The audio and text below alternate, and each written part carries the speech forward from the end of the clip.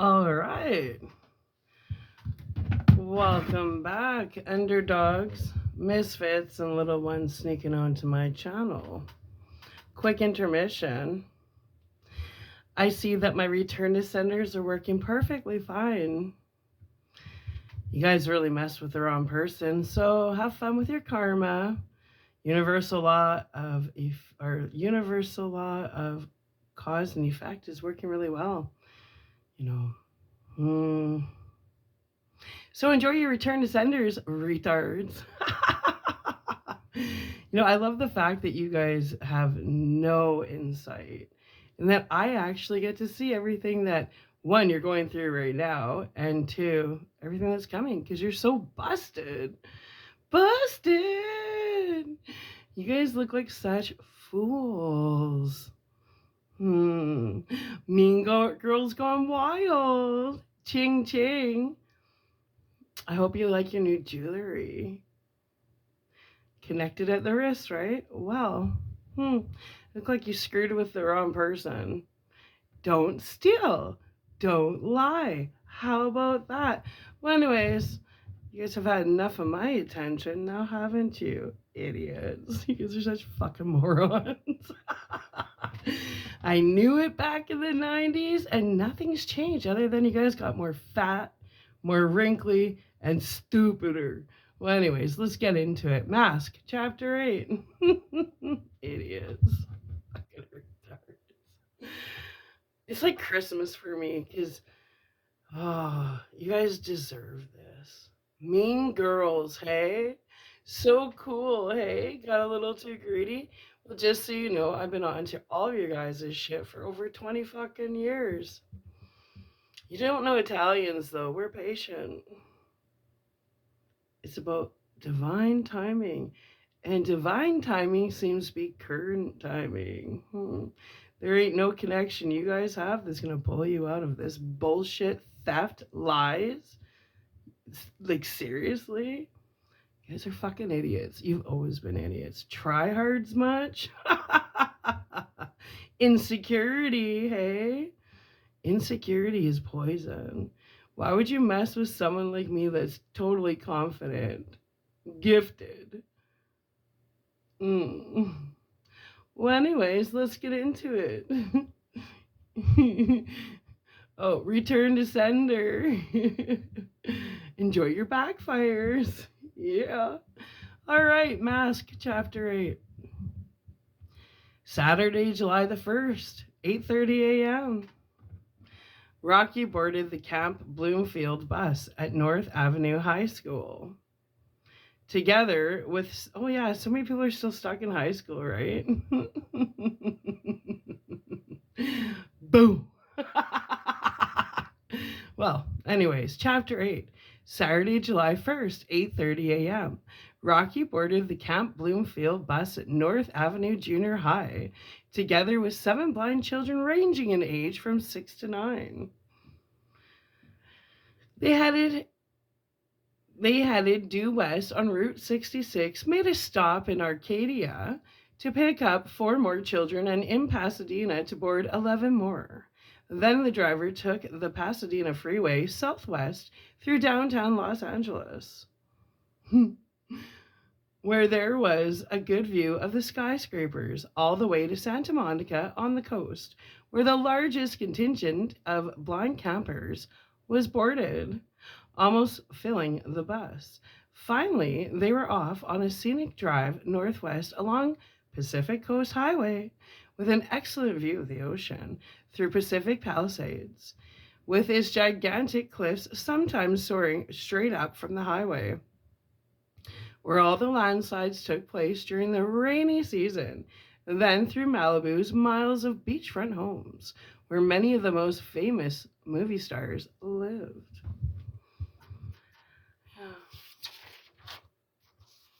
You guys are morons. Rocky had never seen these areas before, and he was enjoying the sights until it suddenly dawned on him that he was the only kid on the bus who could actually see these things. He'd been so self-absorbed so caught up in staring out the window that he'd become almost oblivious to the children and their chatter. The little blond haired boy sitting next to him, whom he judged to be about 8, was listening to a Sony Walkman, smiling, moving his head to the best of the music, tapping his feet, obviously happy. But off in a world of darkness that was completely alien to Rocky. It was a fact he'd have to keep foremost in his mind throughout the month. In a way, he being expected to put himself in their world, to understand exactly what their needs were, and to anticipate those needs. Finally, the bus was climbing into the Santa Monica Mountains, where the camp was located near the coast, and instead of picking up on the sights, Rocky started picking up on the kids. He was sitting in the first row, so he began by studying the children's faces and trying to hear some of their conversations. Then he walked down the aisle and took a closer look. It was a strange feeling to know they couldn't see him, and therefore wouldn't react to his face the way other kids and adults always had. But deprived of one of their senses, all of their other senses were far more acute than normal. Kids sitting in the aisle seats reached out to touch his hands and arms before he said a word. They knew his size, his sure movements, and finally his voice, that he was either a counselor or a CA. They wanted to know which. They wanted to know his name, his age, where he was from, what school he went to, in short, everything about him. Not only were they tremendously curious, but he found that the older campers, about his age or a few years younger, seemed to have developed a relatively good sense of humor about their condition, just as he developed a sense of humor about this. Haha. When they arrived at Camp Bloomfield just after 7:30, the bus pulled around a wide circle of wooden cabins flanked by tall pine trees and stopped in front of the dining hall. 2 men were on the steps. Norm Kaplan, the camp's director, a big, friendly-looking guy in his early 50s, and a blonde, surfer-type counselor named Dewey Corbett. As Rocky got off the bus, Norm walked over to him, not reacting to his face at all, and shook his hand. Hi, Rocky. I'm Norm Kaplan. Sure glad you could join us. Put your bag over there and then give Dewey a hand. Rocky placed his bag at the side of the steps and started navigating towards Dewey, who had all the campers gathered around him. Okay, you guys, Dewey announced. Let's get it together. Kevin, turn off the radio. And you, back there, take that mask off so I know who I'm talking to. Not fazed in the slightest, Rocky continued to walk towards the guy, but reached up and pretended to be trying to remove his head from his shoulders. Well, I'll try. But it ain't gonna be easy. Dewey tensed. God, I'm sorry. I really thought it was a mask. That's okay, Rocky said, smiling. It happens all the time. No biggie. What can I do to help? The first order of business was lunch in the dining hall. It was served at wooden picnic tables, and there was no choice of food. Each camper was given a napkin, a fork, a bowl of tuna fish salad that didn't look very appetizing, and a small container of milk with a straw in it. Rocky was assigned to a table with 6 11-year-olds. They started eating immediately. One of the campers took a taste, made a face, and put his fork down. What is this stuff? Yuck. You guys think you got it bad? Rocky asked. You don't have to see it.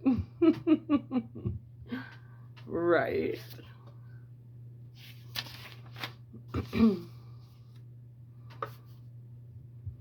There was an initial silence, a beat like drawing breath, that every camper at the table howled with laughter. It was an icebreaker that worked, and Rocky wasn't at all surprised. He was literally playing it by ear, of course, not pushing his luck, but gaining a certain feeling of camaraderie with the kids by simply giving them the benefit of his personal experience in dealing with a serious handicap. All he'd ever wanted was to be treated like everyone else, no better, no worse, and the last thing he wanted was to be handled with kid gloves because he happened to be different. So it was intriguing for him to experiment that first day, at least with his 6 11-year-olds, to gauge their collective reaction to a degree of irrelevance that most adults, he was certain, almost always avoided in dealing with handicapped children. And by the way, this is for Michelle Parody, you bitches. After putting in all afternoon of work helping Dewey to get everyone settled into their cabins and passing on instructions about camp rules, regulations, and routine, he was assigned to be resident CA of Cabin 9 at the specific request of the 6 kids he had had lunch with, and that really pleased him. That first night, just before they turned in, the kids insisted on a few stories, and Rocky was only too happy to oblige. Everyone was in bed, and the room was in darkness, except for Rocky's flashlight, which he shined up at his face to get in the mood of his horror story.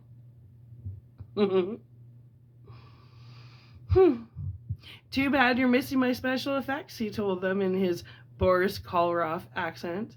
Anyway, the old lady said, "Who is it?" And the voice out in the hallway said, "It's the Viper." The old lady was scared to death. Then there was a knock at her door. "Who is it?" she said.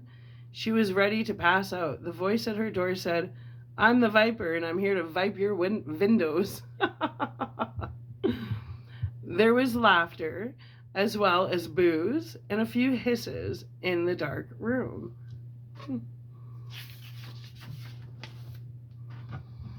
"That stank," one camper said.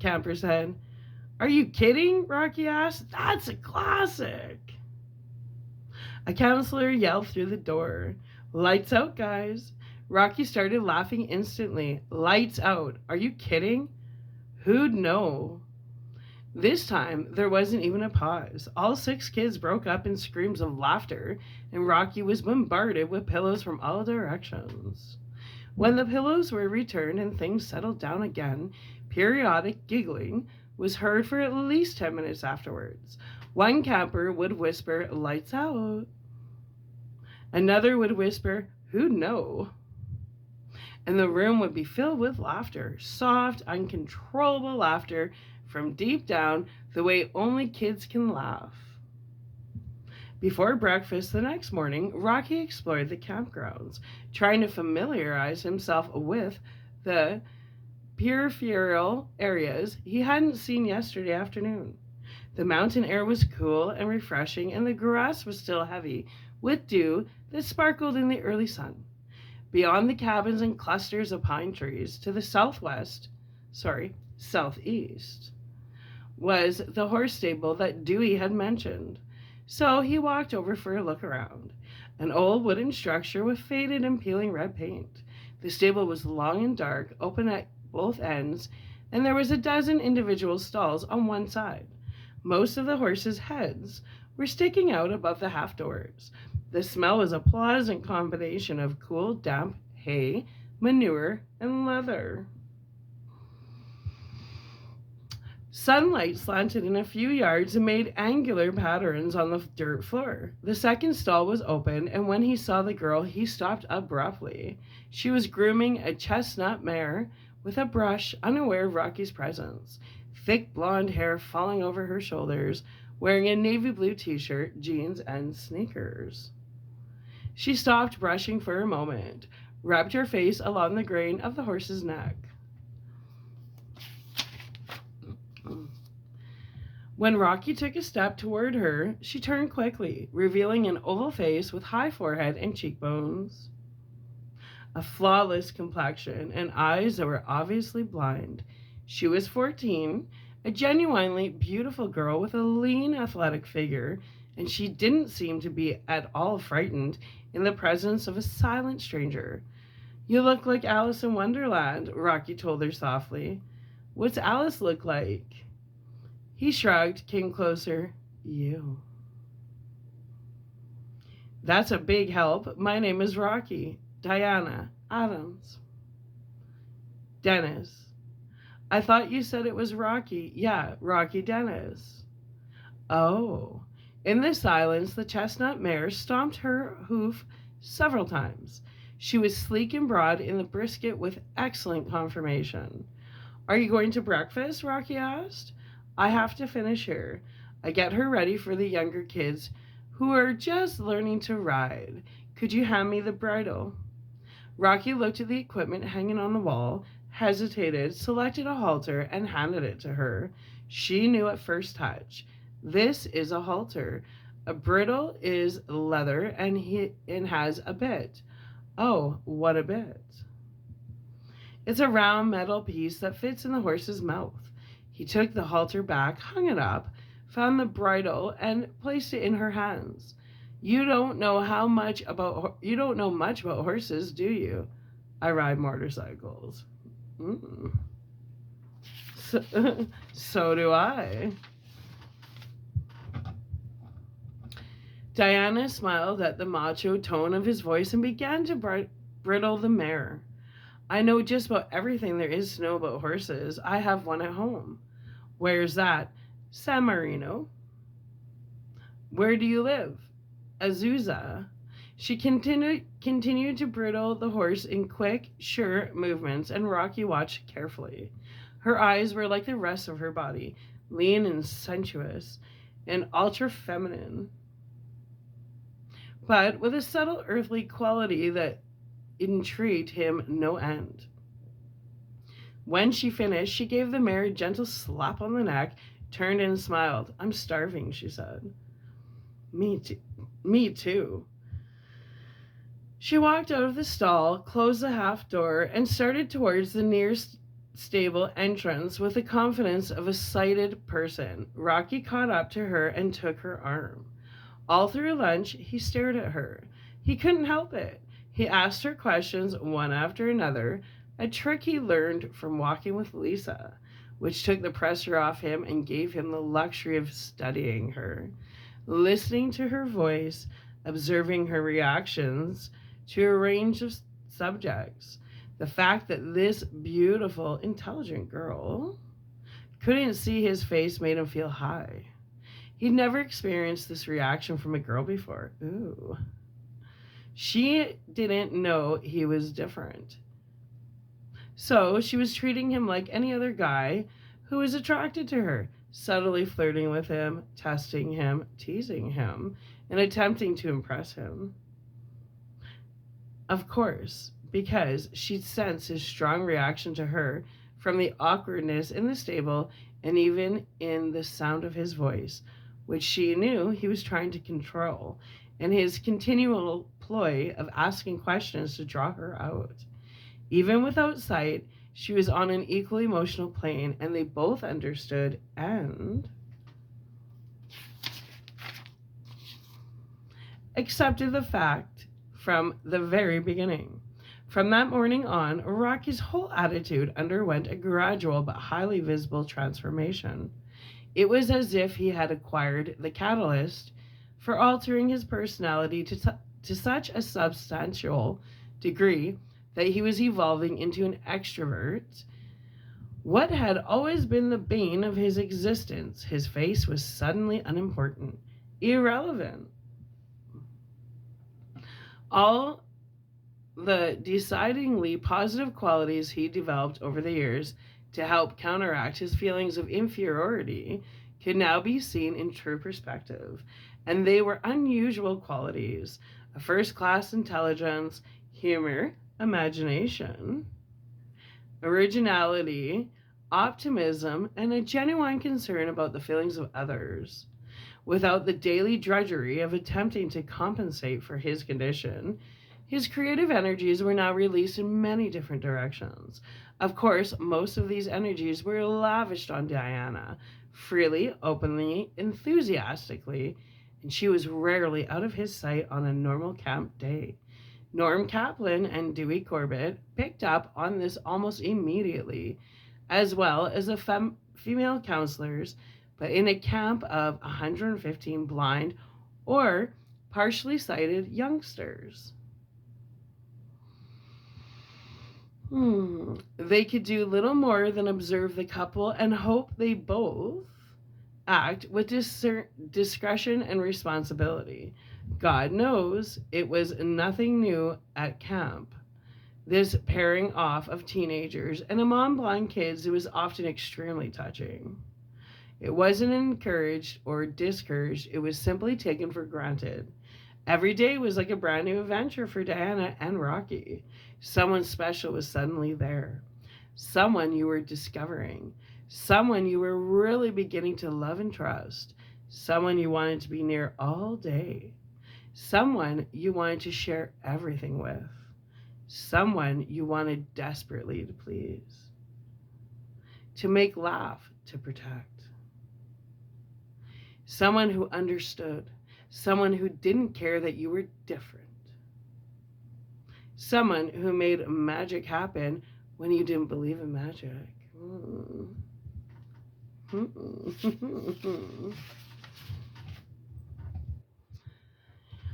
They would wake up early, thinking about each other, excited, and meet at the stable where he would help her prepare the horses for younger kids.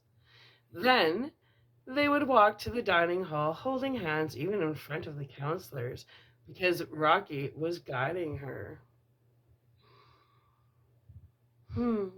After all, an excuse they thought was hilarious, and have breakfast with all the others. Rocky's 6 11-year-old charges realized very early on that he'd found a girl and frequently gave him the needle about it. But their reaction was predictable and good natured. On the playing fields, when Rocky took pains to help Diana, he made it a point to spend at least an equal amount of time and attention in helping one of his group. In fact, he often overcompensated. He was anxious to teach her and had almost infinite patience with her, and she tried to return the favor in one of the few areas where she was an expert and he was a neophyte. He was subconsciously terrified of riding horses, and she was quietly determined to help him overcome that fear. During the second week in July, Rocky discovered something that would prove to be extremely important to both of them. They were in an afternoon riding class, part of a group of 5, led by a female counselor, trotting on a tail through a wooded area south of the camp. Rocky was last in line, looking and feeling like a duck out of the water on his horse, while Diana sat tall and easy on the horse in front of him. "Are you okay back there?" she asked. "Yeah, sure, fine." She heard the terror in his voice and laughed softly. Hee hee.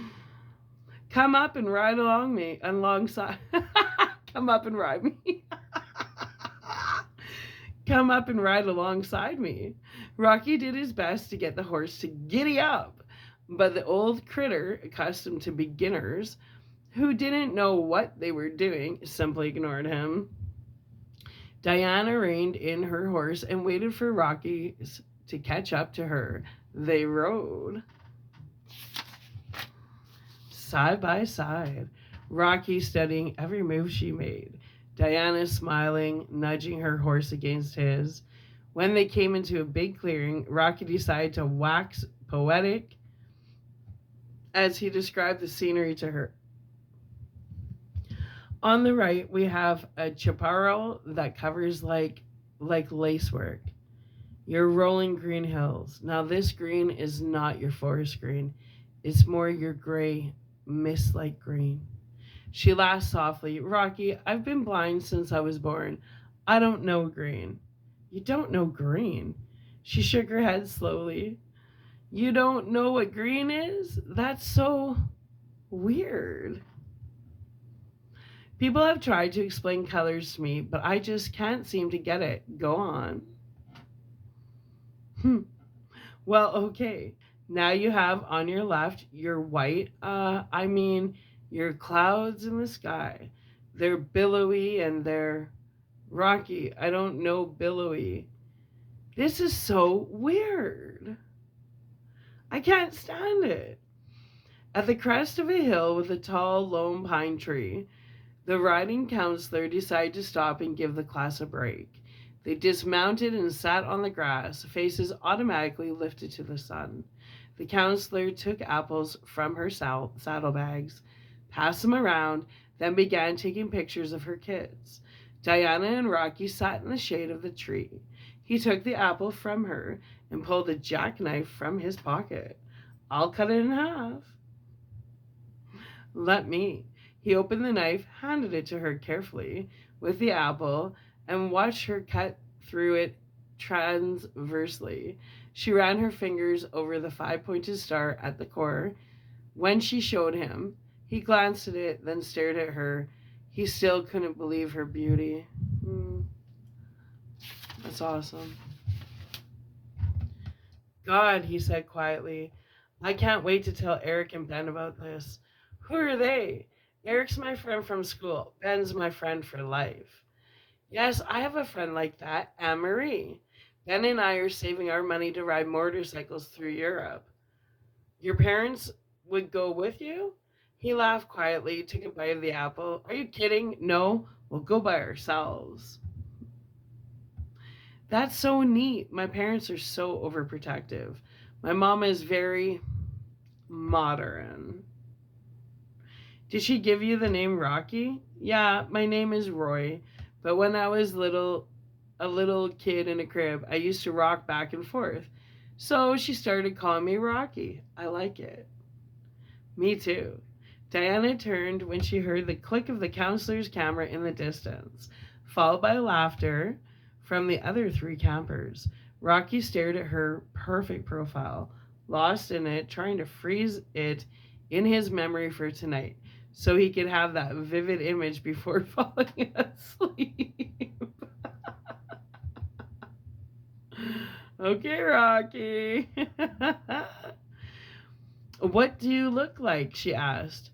He was brought back to earth fast and hard. After an initial feeling of panic, he took several deep breaths. He had anticipated that question for almost 2 weeks, and he had a humorous answer all set. Geez, it's too bad you've never seen a picture of the Greek god Adonis. I kind of look like him.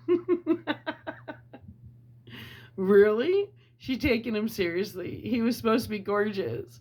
Yeah, he was. I am. We are. And then after a long... That's cute. Silence, realizing this was it, that the whole illusion had to end sooner or later. He took another deep breath and told her the truth quietly. Diana, I don't look like Adonis. I'm kind of strange looking. I have this problem that's made my face look real, unreal. She frowned, reached over to touch his face for the first time, but he pulled his head away quickly. He felt like running. Come on, she said softly. Don't be a chicken. Rocky felt a sinking sensation in his stomach as he stared at her flawless face. Slowly, reluctantly, he took her hands and guided them gently to his face. Using her fingertips, she felt his hair, forehead, eyes, nose, mouth, and chin in quick, confident practice moves. She smiled warmly. You look pretty good to me. Rocky Dennis experienced the happiest moment of his life. Looking at her wide-eyed, he couldn't speak for a while. He was simply bursting. He could feel his heart pounding rapidly, the blood rushing to his head. Before he was calm enough to speak, the counselor came over to them with her camera, got down on one knee, and focused carefully. Okay, you two, she said brightly, show us your pearly whites. And boy, did they. That night, before falling asleep, Rocky concentrated on the clear image of Diana's face close to his, and the feel of her fingertips. And the quiet words came to him again and again. You look pretty good to me, like fragments from a dream. No girl had ever said anything remotely like that to him before in his life, and he would never forget how it felt. If the words were true, if she really meant them, and he was positive she had, then he'd have to give her a gift that was just as valuable, that would have a similar impact on her mind and her emotions. Nothing less would do.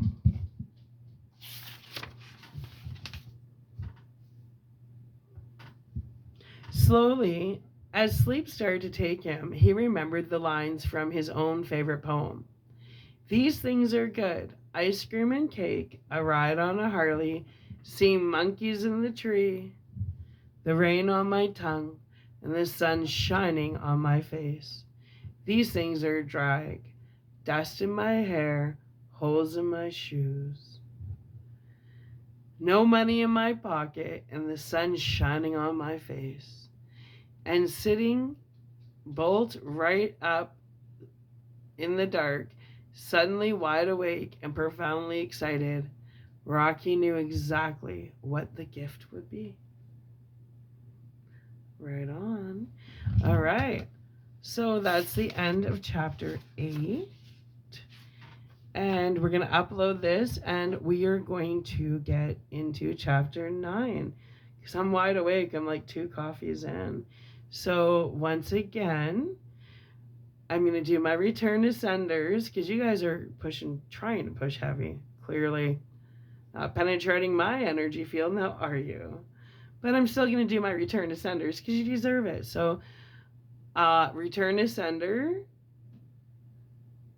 times 100-fold, and may all intrusive eyes go blind, and may all intrusive,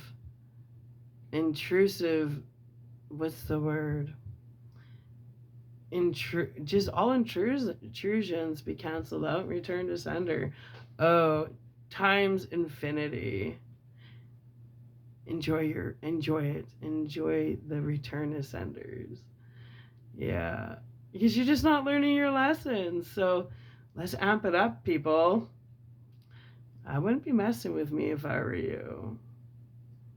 You guys are messing with energy and you don't even understand what you're doing. What did you guys do? Watch the movie The Craft 100 times and figure you guys knew exactly, or Charmed? Like, or what the fuck are you guys doing? You're stupid. You guys are idiots.